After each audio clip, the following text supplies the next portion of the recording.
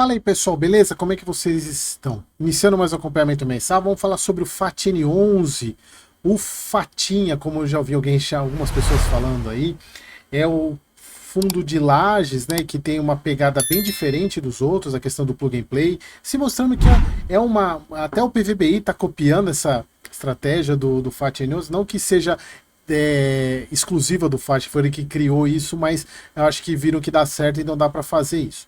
Então, mais um mês aí acompanhando o FATN 11, relatório de janeiro. Vamos lá, tem bastante coisa para a gente falar.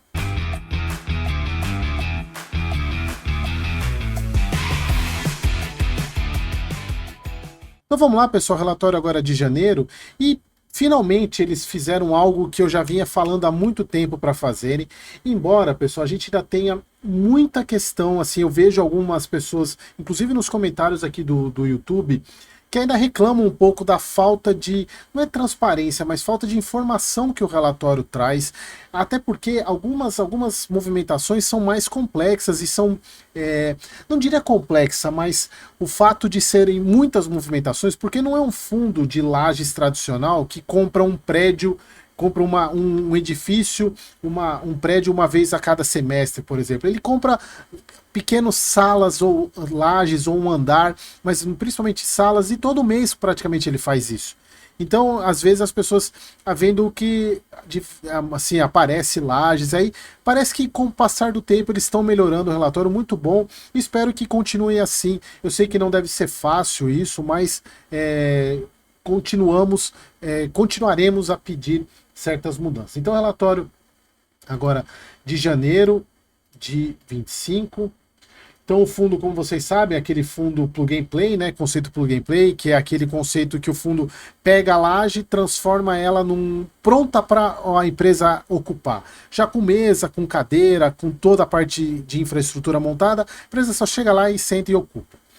Então, somada aí a partir de janeiro agora, né, a privativa passou de 25 mil metros quadrados para 27, ou seja, aumentou bem aqui, quase 10% aumentou de ABL, 93 lajes, aqui eu falo, é muita coisa, né, 93 lajes corporativas, 53 edifícios, e localizado basicamente ali na região de São Paulo, né, Vila Olímpia, Itaim, Berrini, Brooklyn, região mais nobre ali de São Paulo. E são 91 diferentes inquilinos. Olha só, pessoal, finalmente colocaram, espero que mantenham isso, né? Porque o fundo não colocava a quantidade de cotas. Lembrando, pessoal, porque grande parte, eles falam isso bastante no relatório, mas eu já adianto para quem acompanha, ou quem acompanha meus vídeos, né, do acompanhamento mensal do FATN 11, uma das questões que eu sempre falava é, você coloca resultados em relação ao mês anterior, aumento de porcentagem tanto de receita ou diminuição que seja percentualmente, mas a partir do momento que você tem alteração na quantidade de cotas do fundo, você acaba mascarando esse tipo de efeito, porque uma coisa é você ter uma mesma base de cotas, você tem um aumento de 6%. Se você também tem um aumento na base de cotas, acaba que esse aumento de receita, por exemplo, ele é diluído por uma base maior de cotas, então dá no mesmo. Então, algo que eu sempre falei, pô, o fundo, se vocês pegarem informe mensal, principalmente por causa da última emissão, que grande parte dos imóveis que ele comprou, e ele continua comprando, ele não comprou no momento. Então, ele emitiu a quantidade de cotas, deixou as cotas guardadinhas lá. A partir do momento que os vendedores vão vendendo as unidades e vão recebendo cotas, aí as cotas são integralizadas no patrimônio. E aí aumenta a quantidade de cotas a partir do momento que o fundo recebe o imóvel. Então, não foram todas as cotas que foram integralizadas no fundo, só são integralizadas a partir do momento que o fundo troca pelo imóvel. Então, todos os meses você tem um aumento de cotas. Quer dizer, não todos os meses, mas praticamente todos os meses você tem um aumento de cotas. E algo que eu sempre falei é, coloca o número de cotas atual do fundo, até para a gente ter uma noção. E aí esse mês eles colocaram aqui, melhoraram bastante essa parte inicial aqui, rendimento de 80 centavos, algo que eu já vinha falando, que o fundo ia reduzir rendimento, estava na cara que isso ia acontecer, porque estava acabando a reserva, eu ainda achava que ele ia ainda conseguir manter janeiro, nem em janeiro eles conseguiram, mas agora está bem mais condizente com o que o fundo tem de resultado, e principalmente porque ele tem de perspectiva para o futuro. Então aqui a gente vai falar sobre esses dados aqui mais para frente, né? Teve aquisição e vendas de 10 lajes novas em 7 edifícios diferentes, são muitas compras para o fundo. E aí eles não colocam fato relevante para tudo isso. Imagina colocar um fato relevante para todas as lajes que eles compram. Então o fundo distribui 80 centavos por cota. Ó, a receita de locação apresentou uma elevação de 10,31%, primeiro, em relação ao recebimento de receita de imóveis adquiridas em dezembro e janeiro. Então todo esse combo de compras que eles fizeram, tanto no mês eu falo mês passado, mas é porque é dezembro, né? A gente está falando de janeiro. Dezembro e janeiro. Início da exigibilidade de aluguéis de novos contratos. Aqui tem alguns contratos que o fundo fechou, mas só ia começar a receber em fevereiro, janeiro, fevereiro. Retomada dos pagamentos do edifício Parque Olímpia Parque, que estava com problema de pagamento, mas voltaram. Já adiantou 3 vencimentos em setembro de 24 e não houve receita em, outubro. E ele, na verdade, ele adiantou os pagamentos e agora ele voltou a pagar janeiro. Incidência de reajuste monetário em 3 contratos. Aqui, ó, os recursos provenientes, aquilo que eu falei lá no começo, ó. Os recursos provenientes do ganho de capital sobrou só 65 mil, que foi o que eu falei para vocês. Se eles usassem os 600 mil que eles vinham usando, ia sobrar praticamente nada. Então é que não dava para saber quanto que eles iam usar. Então sobrou o fato que não tem como manter os 85. E aqui um ponto importante: há tratativas em fase final para a venda de mais 2 imóveis adquiridos do Brev 11, com potencial de geração de ganho de capital de aproximadamente 500 mil, o que daria mais um mês aí se eles quisessem aumentar 5 centavos na cota.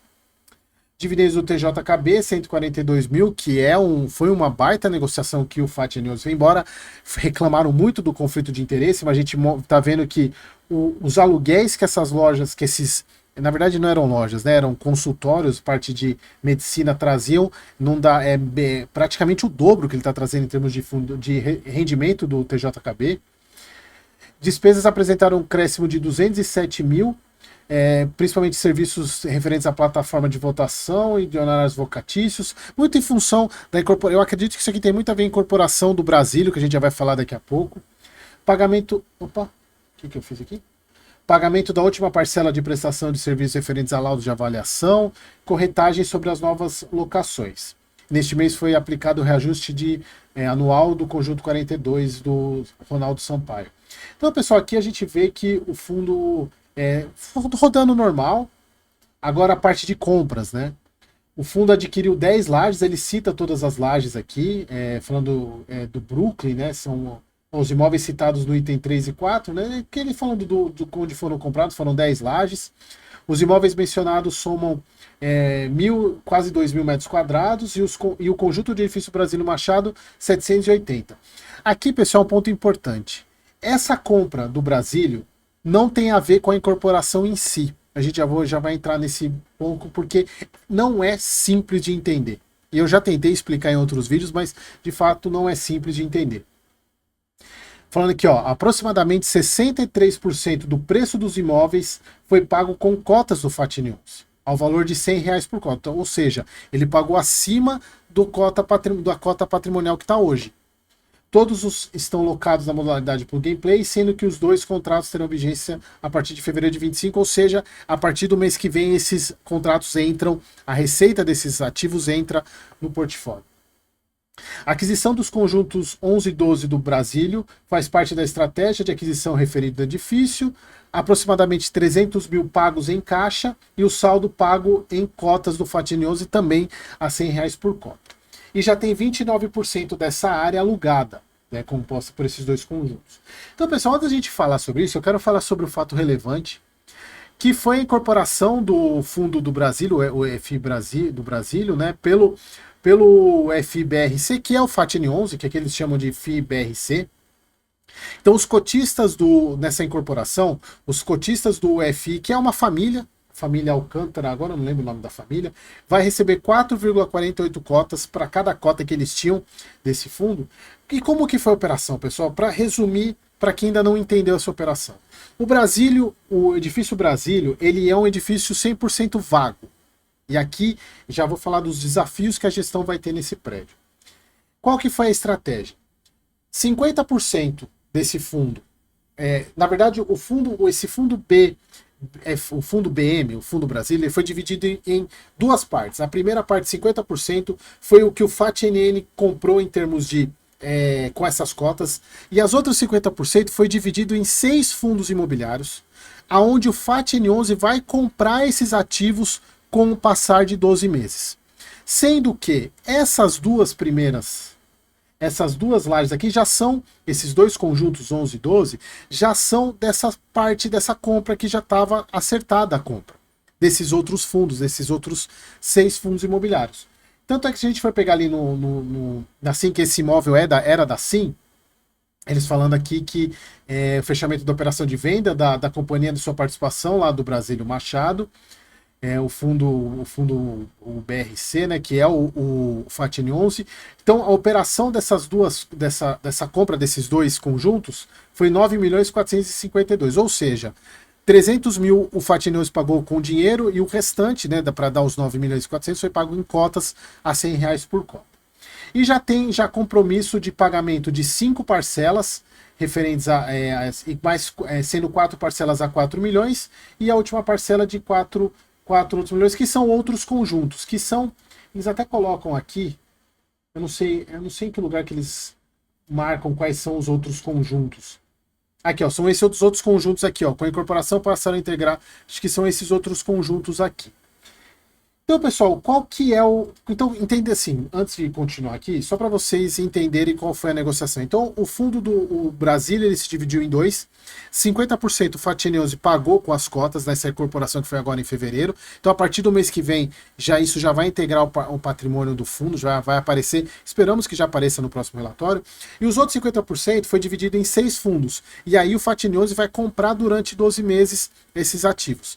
E, além disso, como a gente pode ver aqui, o dono, o vendedor, ele vai pagar uma RMG até o 12º mês, até inclusive a finalização da compra desses ativos. Por quê? Qual que é a ideia?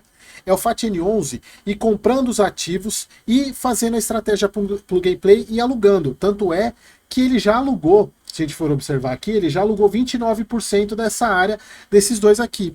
E aí, pessoal, entrando só para a gente finalizar essa questão do Brasílio, é um ponto importante que a gente vai ver agora o trabalho da gestão mesmo, porque a gente já sabe que a gestão do FAT N11, ela é muito boa nessa questão de transformar um ativo em plug and play, né? Transformar em locar, e a rotatividade é muito, assim, ele tem uma locação, prazo de locação, menos de um mês ele loca ativo que está vazio.